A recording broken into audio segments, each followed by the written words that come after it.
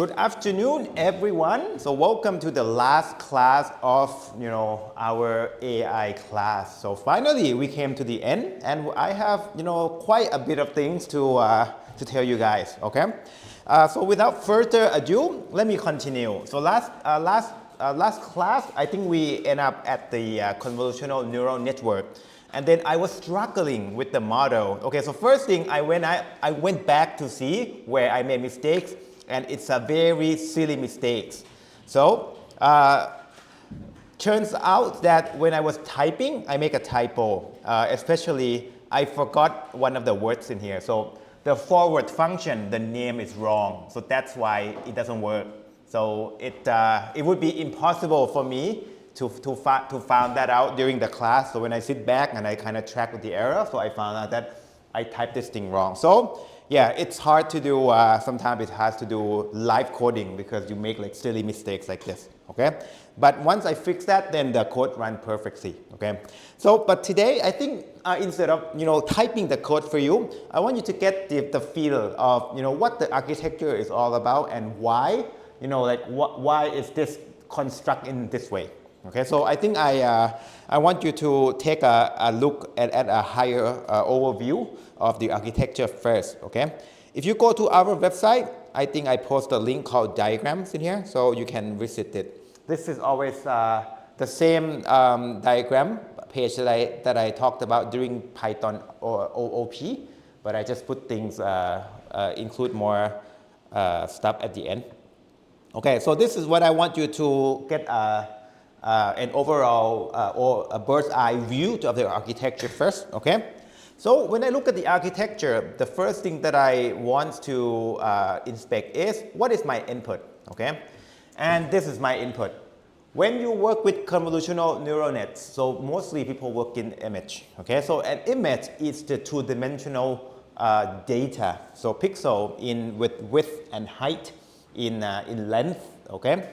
But then when we look at the image, if it's color image, actually it comprises of 3 channels, meaning that there will be the same picture, the same pixel dimension, but then you have one for red, green, and blue. So actually, it's like 3 times, the width and height in one channel, okay? But then if we have the grayscale image, it would just be 1 channel. Okay, so the way that people usually construct an image data, it would be a 3-dimensional data. Even though you just look at the 2D plane, behind the scene, it's a 3-dimensional because it already includes the channel dimension.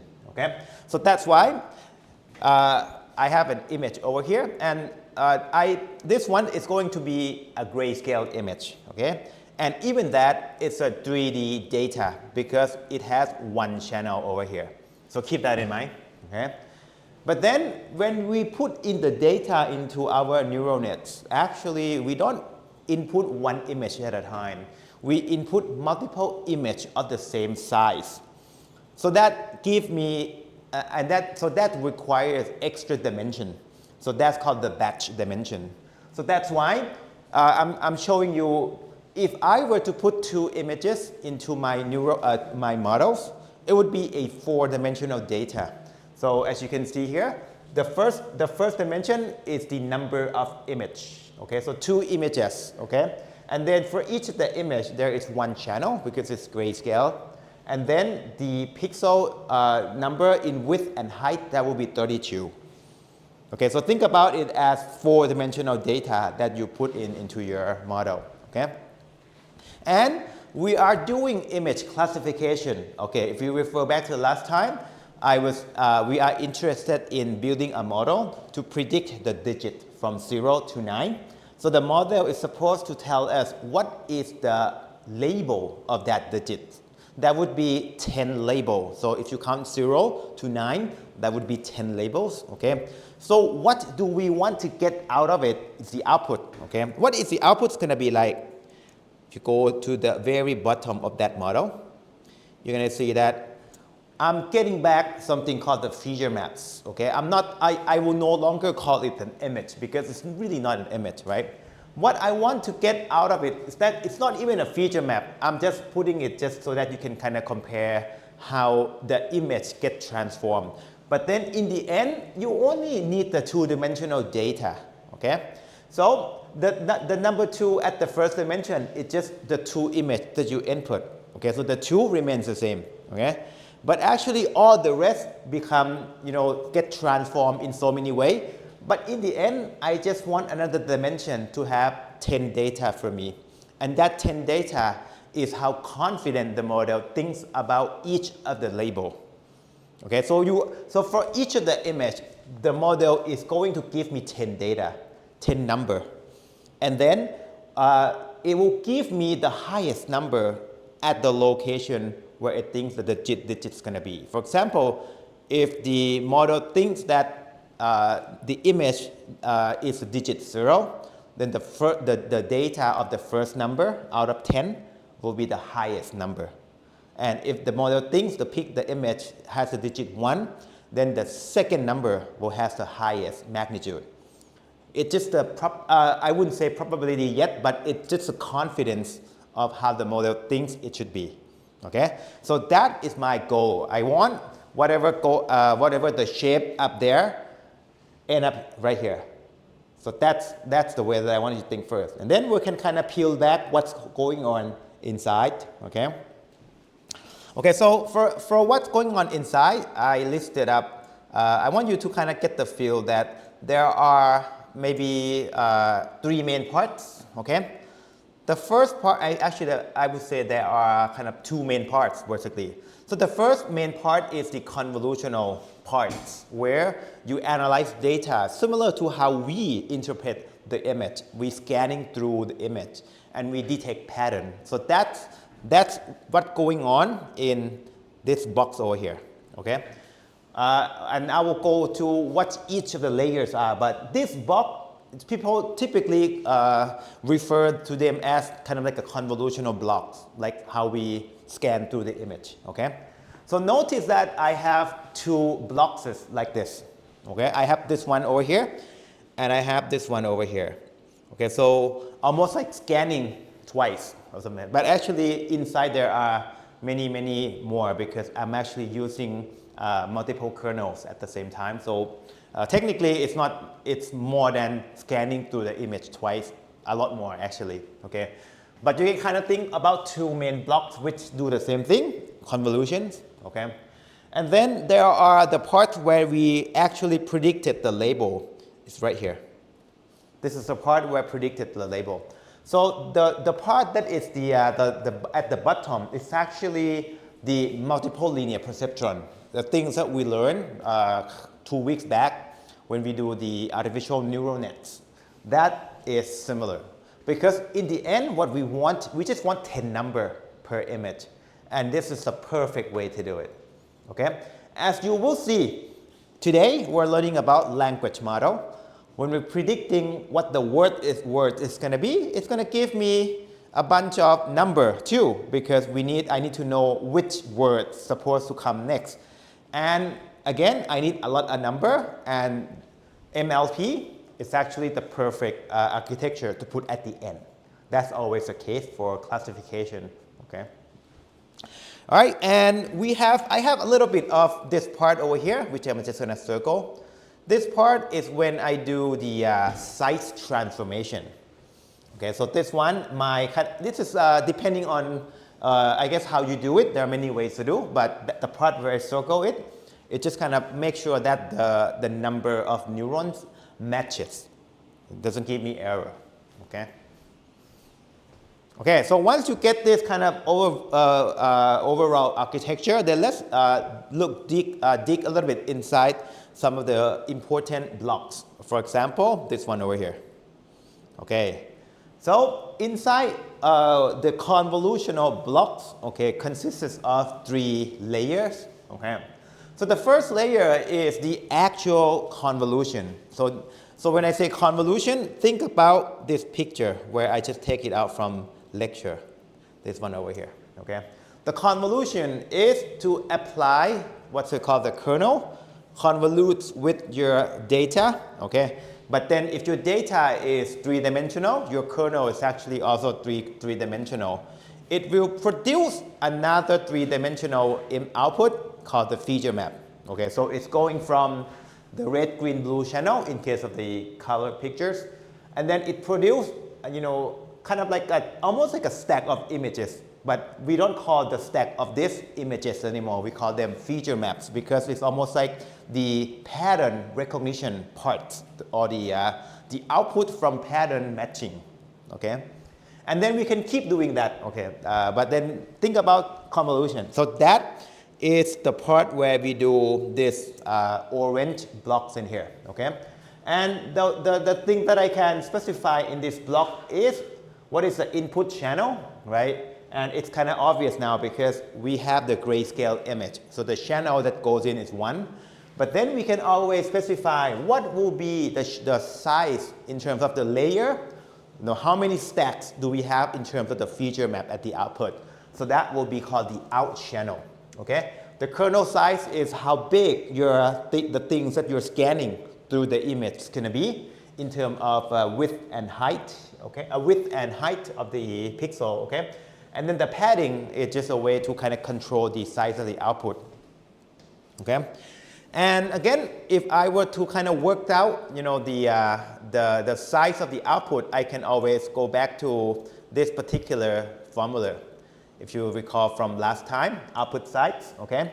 If I were to do that, actually, I will end up with 32 output size. So I kind of calculated for you, okay?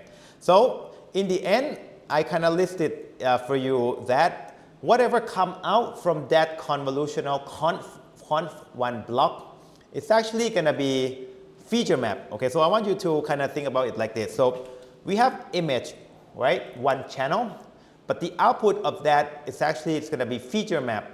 That is 16 in output, right? You can see that number 32 is the same because the padding we design it so that it's the same.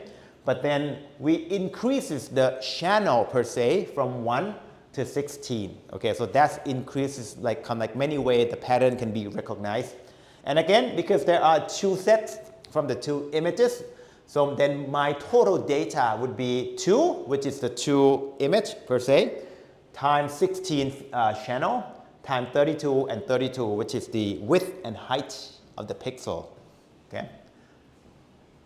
And then right after the convolution, it's very typical to append the ReLU. So ReLU is a nonlinear function that apply to each of the pixel, if you may.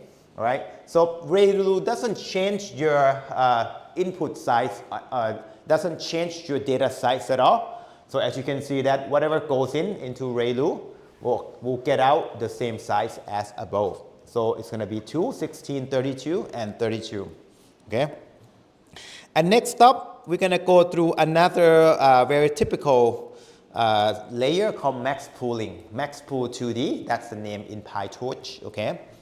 And max pool is simply a way to reduce the size in terms of the spatial size, like width and height. Okay. And I refer back to my lecture. Okay. So max pooling of the kernel 2x2 is simply just selecting a group of pixels and just pick the one that is the maximum. So your end result will be smaller. Okay, so typically max pooling of kernel 2x2 will reduce the spatial size by half in each of the dimension. So now we have 32 and 32 coming in. You should have 16 and 16 times 16 going out. Okay, so that's exactly what I have over here. Okay. If you can see that before max pooling, you have 32 and 32, right? After max pooling, you have 16. Okay, so you kind of have to separate. The first 16 is the number of channel, so that's irrelevant. But what I want to take a compare is 32 as it's called the spatial size, so width and height spatial size. Okay. And that's the end of the convolutional block, I guess block number 1, right? And then I'm going through again another convolutional block. This one is conv2. And then you can see that it's very it's very similar. The only difference is just the number of input channel, okay? Because now the conv2 layer, it has to get the input that has 16 channel. It's not even an image anymore, it's just a stack of the feature maps, okay? And then it goes through the same thing, okay? And you can imagine that the way that we typically design this is we are going to increase the number of channels. So we're going to go deep, okay? But then we're going to make it smaller in spatial size. So we apply ReLU for nonlinear effects, and then we do max pooling one more time. So now we will have the size of only 8 by 8. So think about your image getting smaller and smaller, but then the stacks of spatial size getting larger and larger in depth. Okay, so that's typically how it's done. Traditionally, nowadays, you can go with a bunch of architectures, okay? And that's the end of the kind of like the convolution parts, right? I was mentioning that there is a operation where I do the transition of the size. So this 2 is just, oh, sorry, not this one, but this one over here. So this part, which is where I circle it before. So this part is a part where I adapt the size of my data to match the things that I want in terms of the MLP layer below it. Okay. So the adaptive pool, this one, very useful. I like it a lot. Actually, this one I input it myself. I didn't follow the example. Okay. Because if I use adaptive pool, I can control the spatial size to be 4 by 4. This is the one that I like a lot because I can control the size. I don't need to calculate it. Okay, so as you can see that after, before the adaptive pooling, I got 8 by 8, but then after the adaptive pool, I got 4 by 4. And this is because I specified the output size to be 4 by 4. Okay, and then the view operation, this one is the flatten. Okay, so I'm gonna flatten everything so that actually, when I have the feature map, right, that is 32 times 4 times 4, I want to flatten this one to just 512. Okay, so this part, so as you can see by yourself, because if you multiply 32 by 4, you get 512. But then it's situated in 3 dimensions. So I just want to lay everything down into a row with just 1 dimension. With the size of 512, okay? So, I mean, it would be kind of wrong to call it feature map, but I just want to keep it consistent. But think about the data that it's a layer of maps become just 1 row of 512 neurons, basically, 512 data. And then you have 2 of them, so you have 2 times 512. And this is a perfect way for you to put in things like this into the MLP. So fully connected layer with the in feature equal to 512, okay? And then the out feature going into be num classes, which is going to be 10, okay? Because we want to the model to give me the confidence for 10 digits, so 10 value as 10 number for the output, okay? Okay, and if you kind of collect everything in here, okay, so all of the things that I do is in here, this is specified in the forward function, okay? So now I'm going to go back to my code and show you how this thing is exactly specified in here. So I'm working in the, so I'm just going to use the solution because same thing as what you have, okay? So I'm going to go to S02. Okay, so the file from last time, S02, okay. If you look into the model building parts and then you see the forward function, this is exactly what I just create in the diagram, okay. There are the first convolutional blocks, okay, the second convolutional blocks, okay, and the transformation parts where I circle it. So I have to do this to be consistent, right? I have to do, hold on. First block, second block, the transformation parts, okay? And then the MLP parts, okay? So 4 things like I just did in my diagram. So that's what it is, okay? But then in order to do something like this, I need to construct what is that particular layer is, right? All of the name like conf1, ReLU, maxpool, I need to create it somewhere. So I create it during the model initialization, okay? All of that part, like conf1, like all of this, wait. Okay, all of this name like conf1, ReLU, maxpool, all this, I need to create it. Where did I create it? I created it up here where I do the init function, okay? So I do conf1, and if you refer this information back to my diagram, this is exactly what it is. The in channel equal to 1, output channel equal to 16, kernel size 3, and padding 1, same thing, okay? I create another one called conf2, which, I mean, if you look back into my diagram, the input to conf2 is going to be 16 and 32, okay? And then there will be maxpool and ReLU. We can always reuse that because it doesn't care what the size of the input in terms of the spatial size is, okay? I have adaptive pool, and I also have the MLP, the fully connected class, okay? So, I mean, to construct something like this, it's almost like you're working backward. Like, because when I type it in class, it almost as if I start from the initialization. Like, I start from here first, so that I think that's kind of confusing. But actually, when we do the architectural design, we start from kind of like, we do it in the diagram, or I mean in your head or whatever first, right? And then we look at the forward. So like, how is the data going to go? And then what kind of layers do we need in our model? Okay, so I think this might help you digest whatever this whole model building is. Okay. All right, so let me just show you that after I did all of that, okay, I can run torch summary, a function called torch summary. Okay, let me just run it. It's still loading.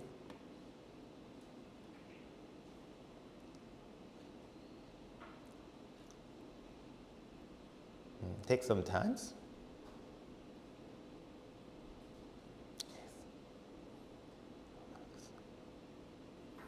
Okay, it's not loading, so let me just restart everything again.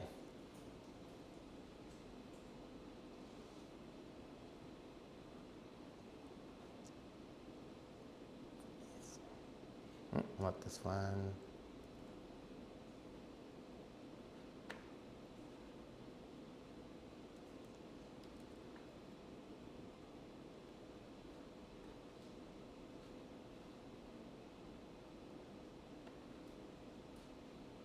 Okay, I'm gonna run everything one more time. Hopefully it comes up. Yeah, here you go. Okay, so sometimes things kind of hanging, so I just restart my VS Code, it works. Okay, so it keeps running, and then if I run the summary, you can see that these are the steps that the data went through, and you can confirm with me that all of this kind of matching what's in the diagram, okay? So all you need to pay attention for now is actually the number of parameters. So we have constructed about 10,000, so it's actually not that much, okay? And you're gonna see how it performs, okay? This one I just show you how to test it, okay? And that's it, okay, model building, okay?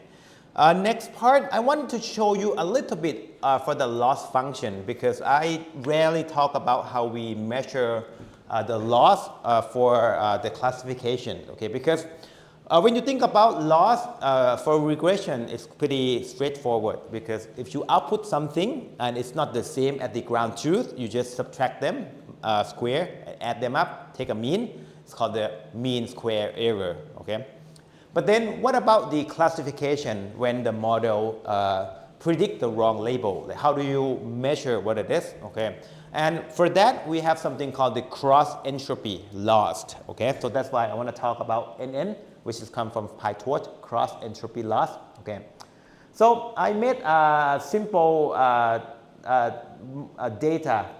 For example, let's say that I have image or whatever, right? Let's say I have 5 images, so batch size is 5, okay? And then I want to predict 5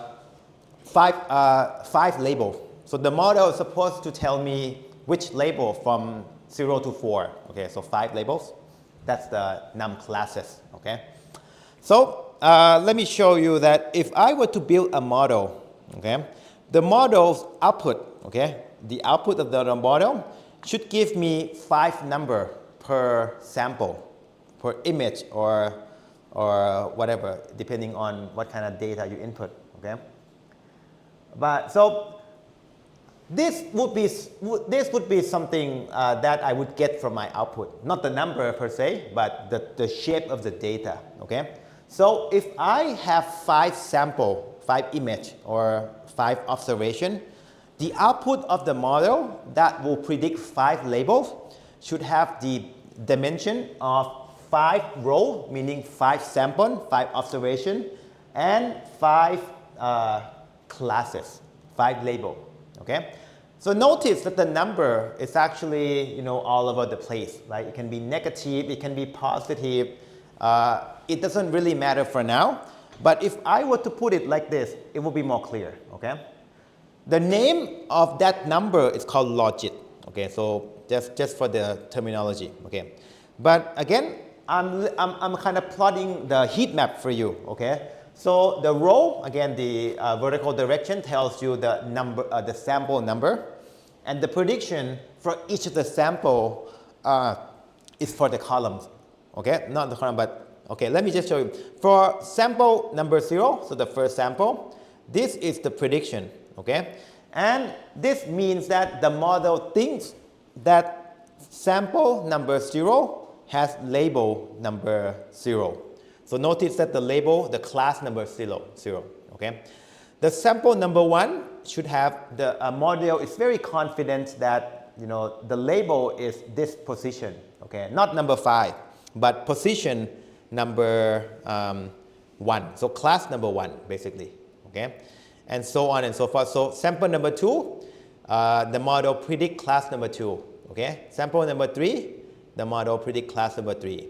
So I did this intentionally because I want each of the sample to be corresponding to the prediction of kind of like the class in the same order, okay?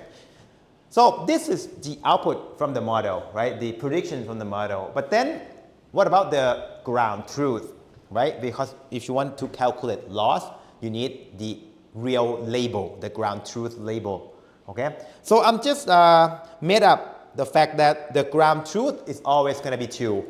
So meaning that in reality, all of these samples has label number 2, which is the third order, okay?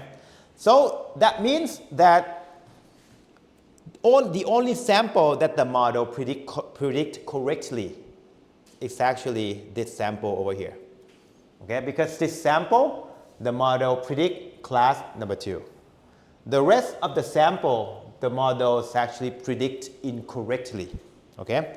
So if I were to calculate the loss, I should get high loss for sample 0, 1, 3, and 4 because it's predicting incorrectly, okay? But the loss for sample number 2 should be low because the model predicts correctly. Okay, so that's kind of like the things that we should expect, okay? And I can prove that to you by showing that I can initialize what's called the cross entropy loss, and then I will input that prediction and the ground truth into the loss function, and it will give me this number over here, okay? All you need to see is that you will see that the loss for sample number 0, 1, okay, 2, 3, and 4. You notice something? Sample 0, 1, 3, and 4, the loss is high. But the loss for sample number 2 is quite low. This is what we want, okay? Because what we want is the loss and then the gradient signal to do the back propagation. Okay, so We don't need to go into the detail how the cross entropy is calculated, but you can kind of see that this is how we determine the performance, or the bad performance, whether the model is performing good or not, right, from the loss. And this is how we did it. Okay, so the cross entropy loss, you will see this one coming up shortly. Okay, that's it. Okay, and oh, actually I plotted here, like this is much more clear, right? This is the loss for each of the sample, and the loss for sample number 2 is very small. Okay, so this one works as intended. Okay, and lastly, I want to show you that when we talked about classification, well, we have matrices that we can look at. Okay, I'm sure Ajahn Lin probably is going to mention that, but I'm going to mention it again. Okay, so here I have another scenario where I have 3 classes, so num class equal to 3, and I have 10 sample. Okay, so if I were to create a model that predicts 3 classes from 10 sample, my output should be like this: 3 rows and 10 rows and 3 columns. So the 10 row corresponds to 10 sample, and the 3 column correspond to how confident the model think, you know, the class for each the sample is, right? So for the first sample, the model thinks that the class label should be the second class because it's 0.8, it's the highest one, something like that. Okay. So I want to determine the matrices, how we actually quantify this correctness or incorrectness, if you will. Okay. So what I can do is actually I can do another manipulation by doing softmax. Okay. So this one converting all that number into probability. So this one is easier, right? Because the one that I showed before doesn't add up to any constant, right? But then if I were to do softmax function, actually all of this number actually add up to 1.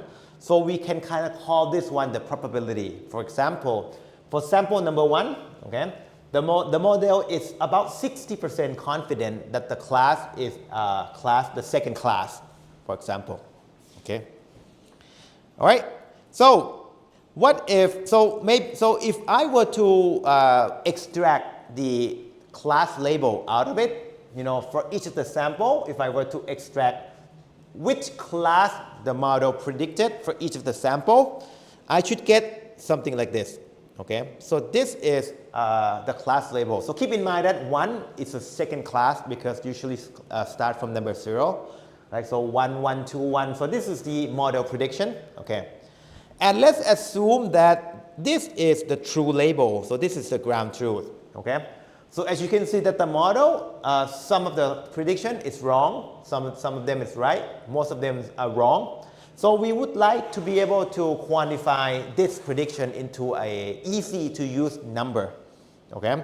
And you know, you're probably familiar with the word accuracy. And that's one of the matrices that I can quantify. What about the kind of like the quality of my prediction overall? Accuracy is one of them, which is I'm sure it's quite you know, meaningful to a lot of people. Okay, but actually accuracy is not the only one, and I would argue that accuracy is probably not recommended for me. I mean, it's okay to use it, but for training and for gauging your model performance, I would rather use the other one. Okay, but then I can construct a neat function called the, actually I didn't do it, but this one from scikit-learn. So scikit-learn has a function called classification reports, where if I input the true label and prediction label, it will give me a bunch of matrices. Okay, and the one that everybody would be familiar with is called accuracy. So right now, accuracy of 0.3, meaning that it's about 30% accurate. So if I say the model is 30% accurate, I think everyone should have a good idea that it's not that accurate, right? But I would argue that accuracy is probably not a good matrices. Okay, it's only good for when your model is your data is balanced. Okay, so I use that word without explaining much, okay? But then what I usually like, my favorite or actually better would be F1, okay? So this is actually my go-to matrices when I was doing classification. I like to use F1.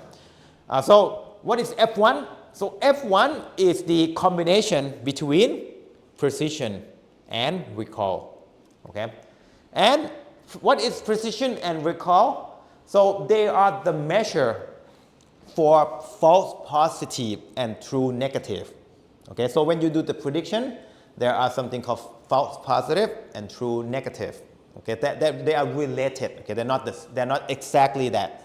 But precision and recall is actually telling you in kind of like in what way the model is missing. Like is it missing the predicted the true label, or is it actually the term is false positive and true negative, okay? So without explaining much, I will conclude that those two is actually quite revealing in terms of performance if you have the unbalanced data.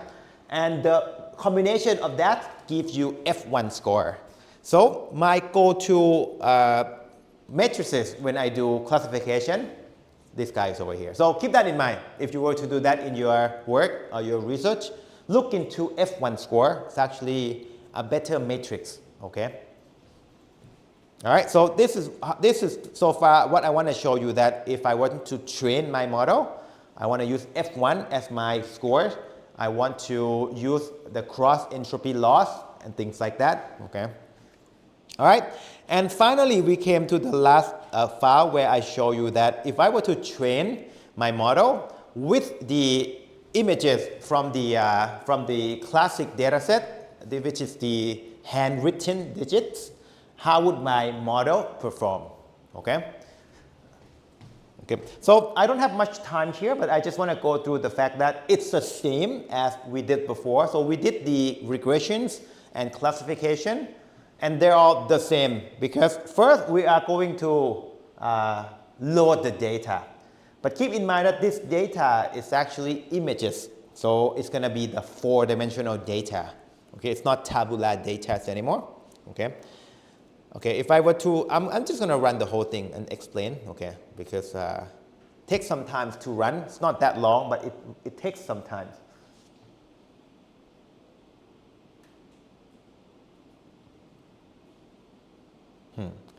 My VS Code is hanging again.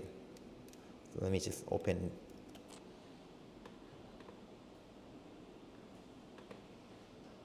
Okay, let me run one more time.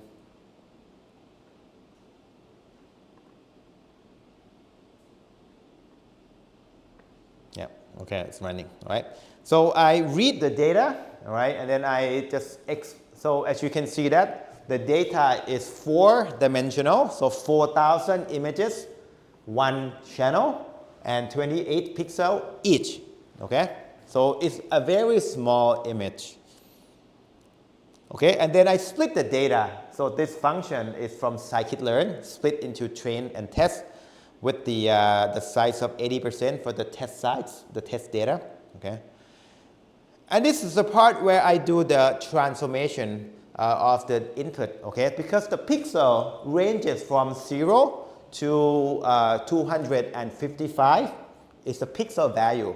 And that's too large for neural nets. For any neural nets, you might want to standardize the data so that it's very, very centered around 0.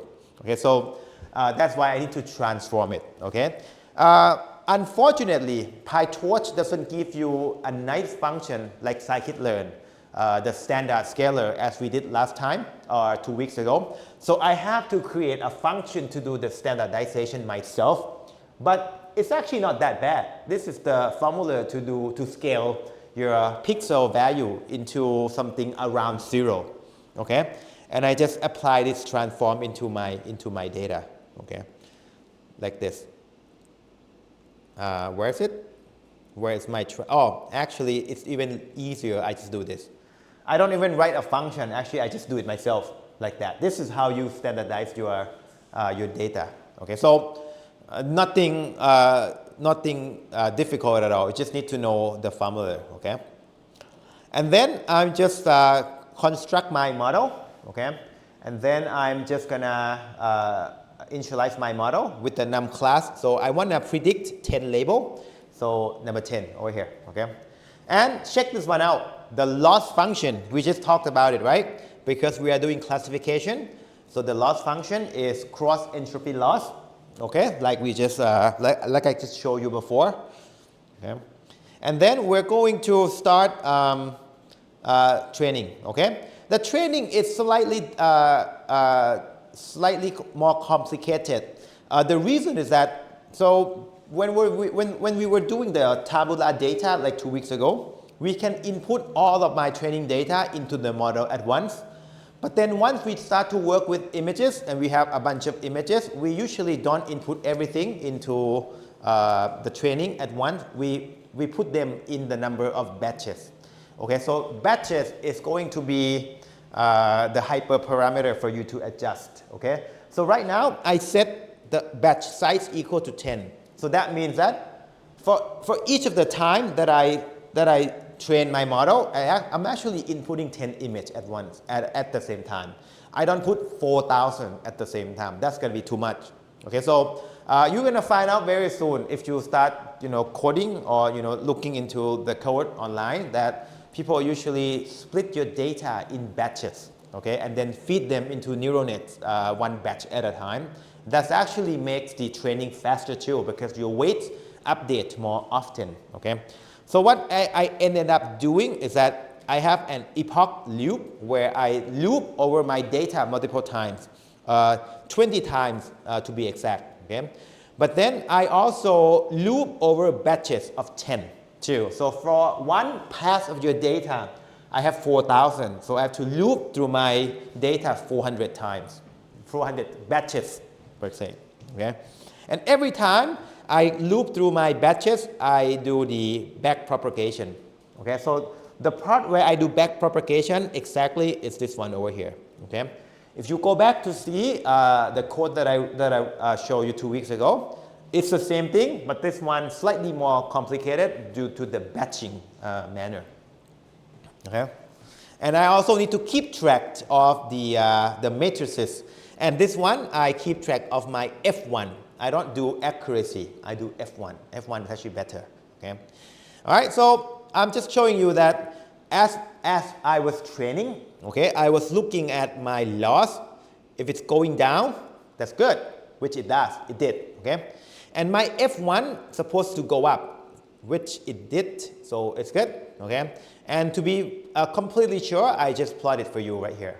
Okay, so what you're expecting, what you want to see from your training results is that you want your train loss to go down and you want your matrix, if higher number is better, your matrices should go up like this. So this means that, my training went well and it's successful, okay?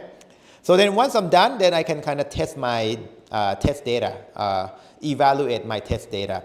And I get my F1 score to be 0.96, so it's pretty good, very close to 1.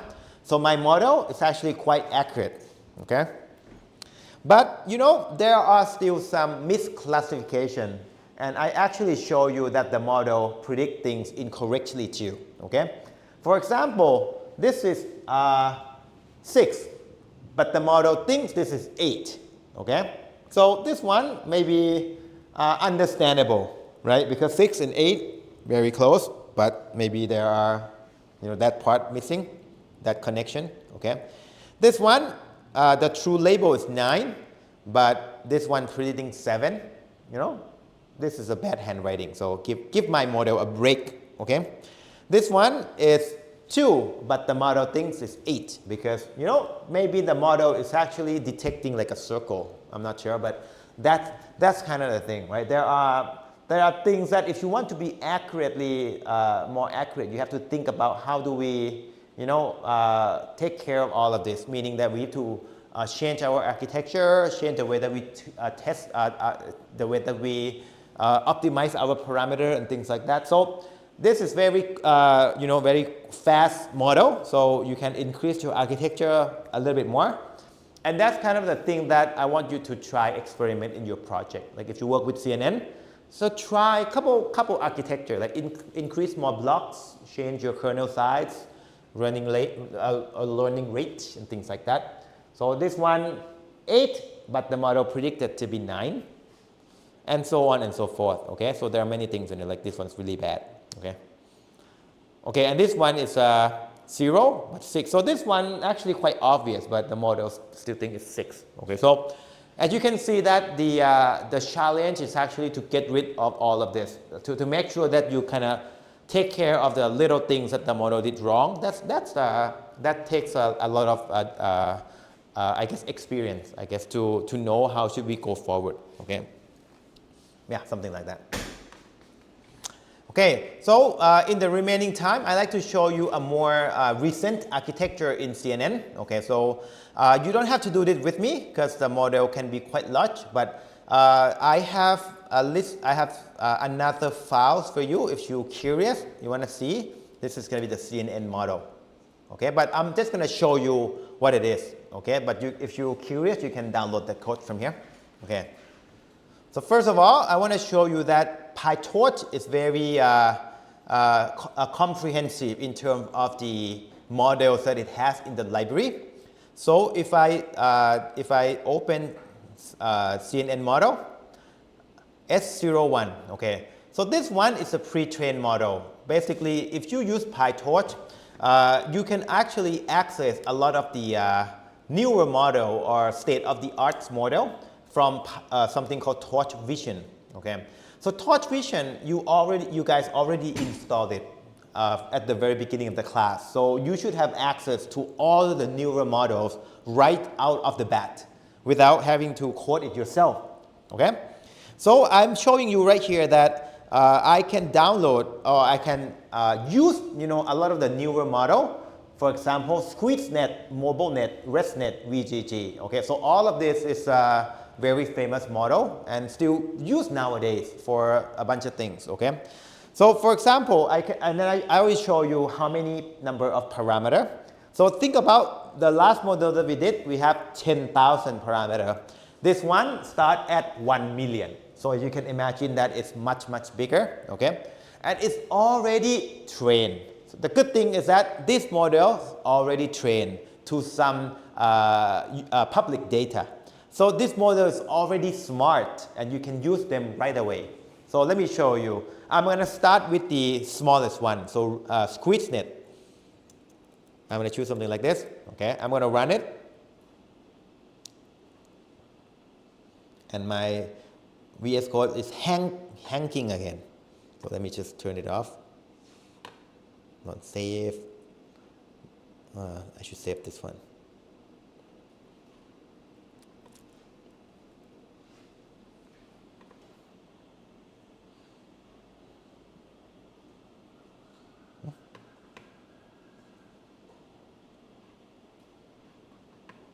Okay, run one more time. It works. I don't know why this one kind of annoying. Okay, so basically I'm loading Torch Vision. Okay, and I'm using SqueezeNet, which has about 1 million parameters. Okay, I'm just running this one right here, and the loading part is actually over here. So the SqueezeNet is this one. Whoop, nope, I don't want to do that. This part over here, I'm loading it. Okay, and notice that I already used the weight, so already trained. When I say train, meaning that I can load the weights that I use on the public data. Okay, so I'm going to load it.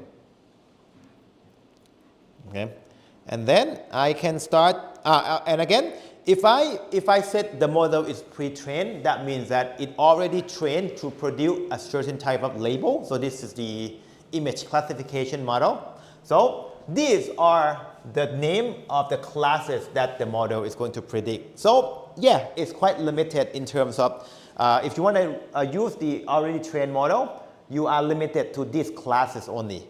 But you can always extend it later, which I will show you. Okay, but right now I'm going to use just the baseline. Okay, the already pre-trained model. Okay, and what did I do with this?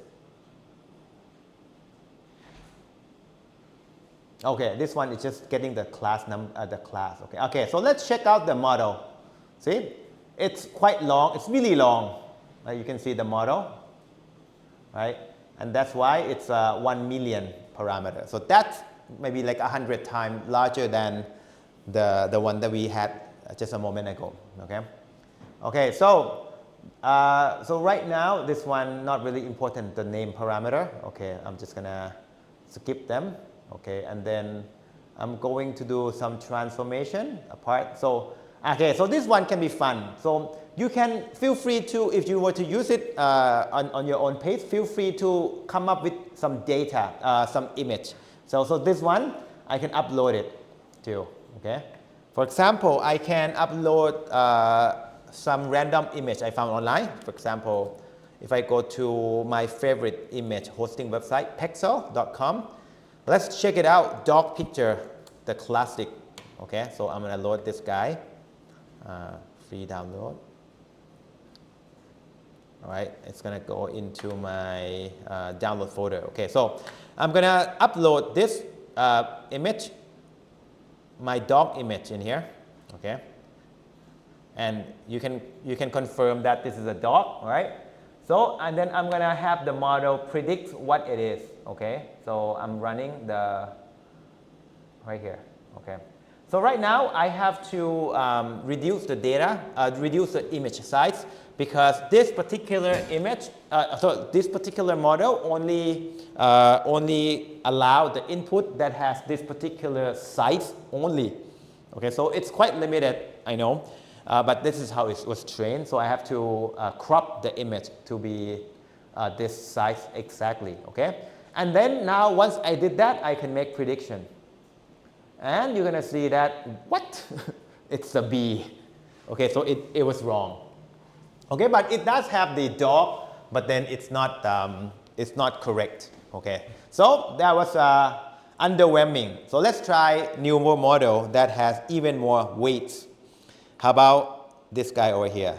ResNet, 11 million parameter, and see if it's actually better.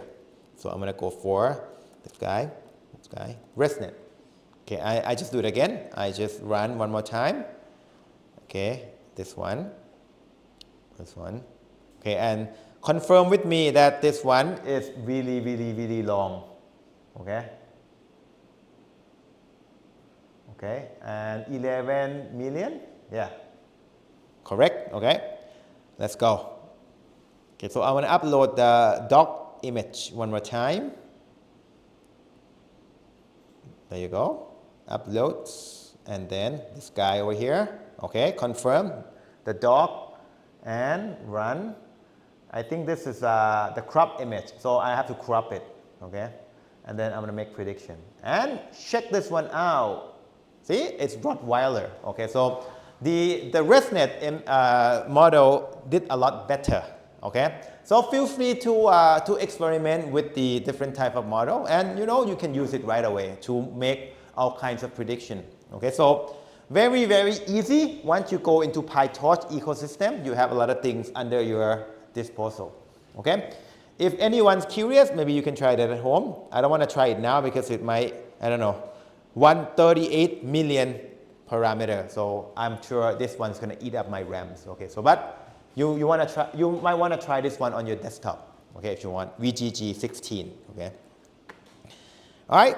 So this is good and all, right? But then if you only use the model that is pre-trained like this, you are limited to whatever the class that they are trained, that come with the pre-existing data, right?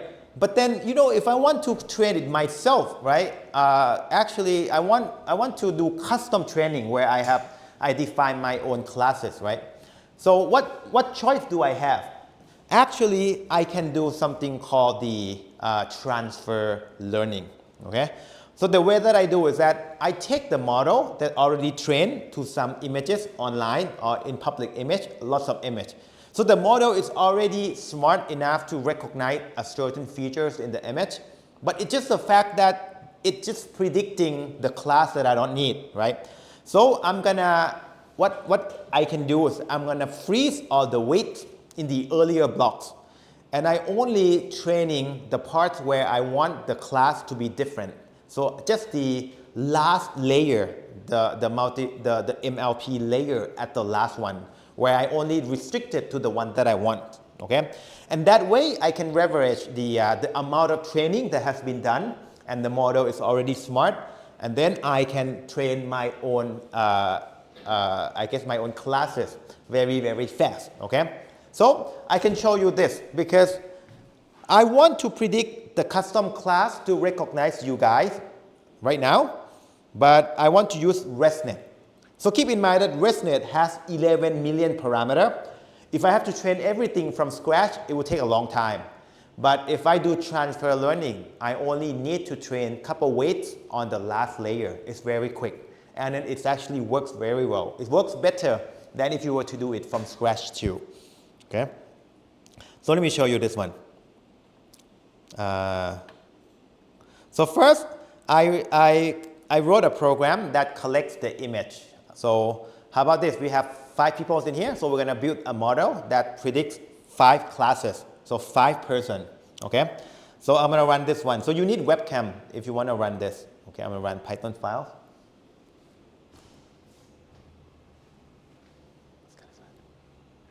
Okay, and this one I have 3 classes.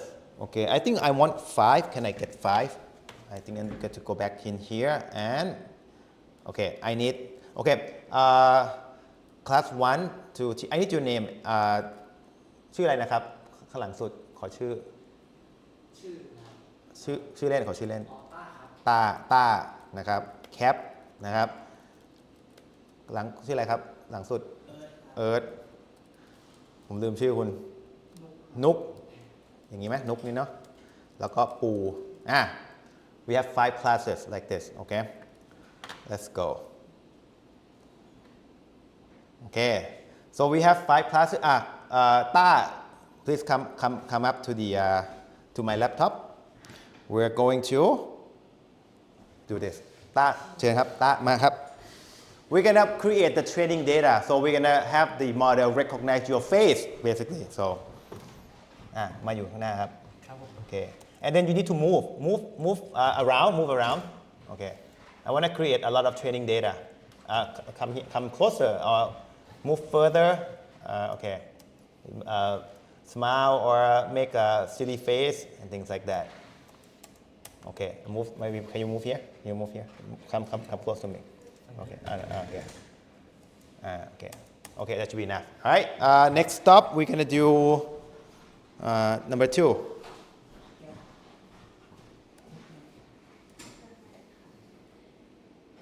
wait I want to do number 2 cap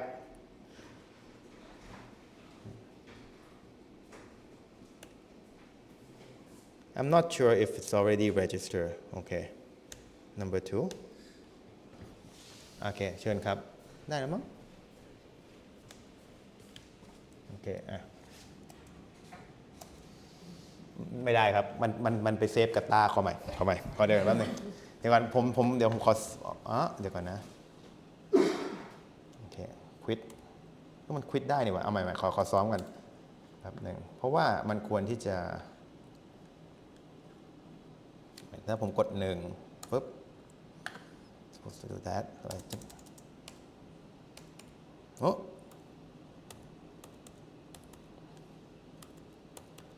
I cannot change it enter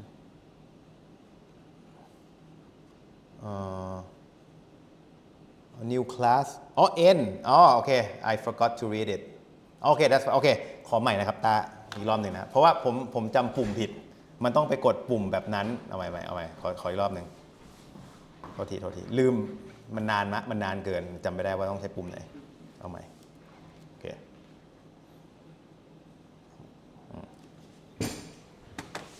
ต้องกด N โอเค1ปุ๊บโอเคmove around ไปเลย come closer okay that's good okay กด N and then number 2 cap okay I got it เชิญครับไปเลย okay number 3 it's gonna be Earth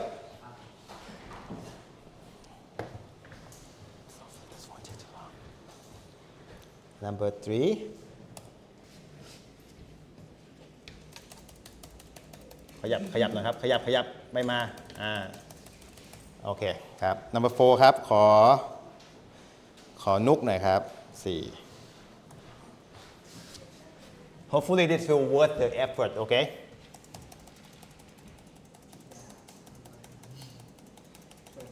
okay and then the last one is me 5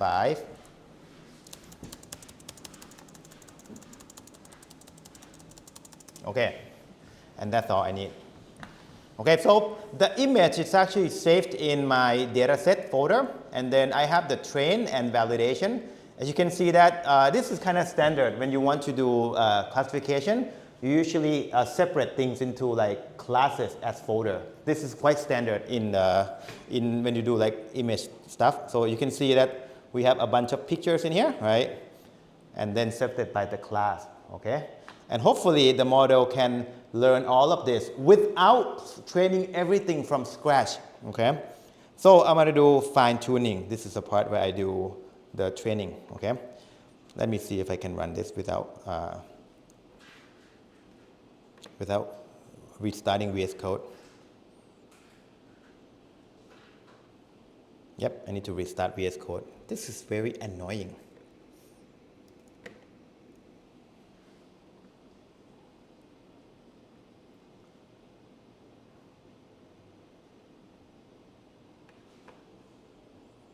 okay running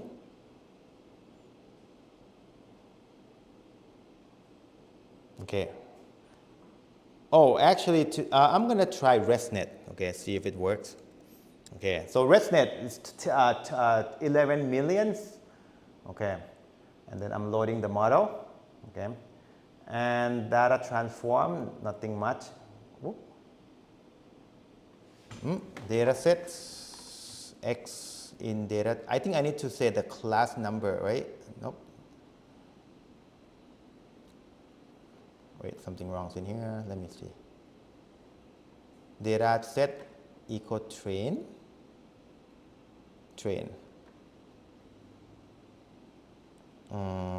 oh okay I had the wrong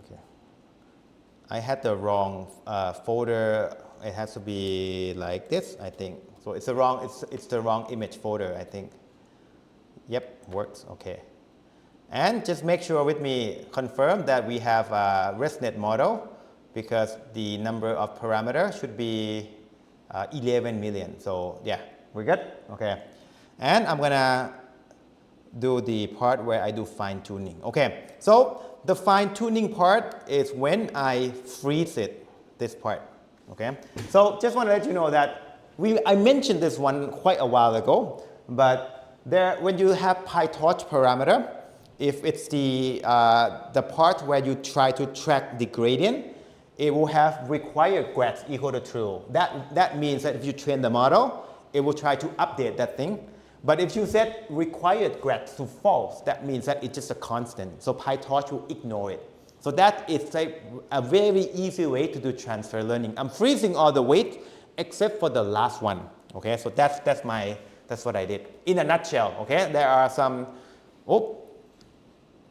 okay feature let me just run the whole thing has no object called feature okay so maybe I should change the model because if I test with this one it should work sometimes I miss the little things and yeah I don't want for you guys to wait okay this one works I think yeah okay so right now I'm training it but I only train it for 10 epoch meaning I go through the data 10 times only which is very small if you want to train your model from scratch it will take much more epochs than this one but because I just did it for the last layer only so I skipping all the weights that like 10 like the one that I'm using right now is called MobileNet so MobileNet has about 3.5 million parameter I'm skipping all of them I'm just training the last layer which is the MLP layer okay and I'm almost done okay yeah wait for it and then we'll see if it's And then the loss keep going down, which is good, okay? So that means that, well, it's working, okay? Okay?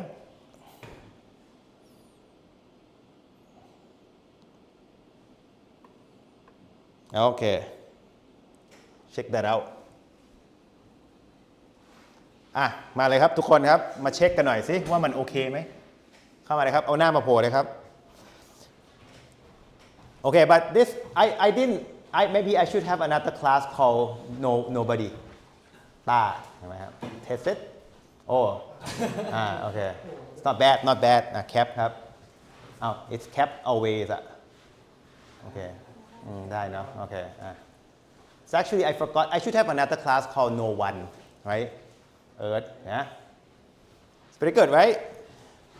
And then Nook. How about this? We go together. Come in.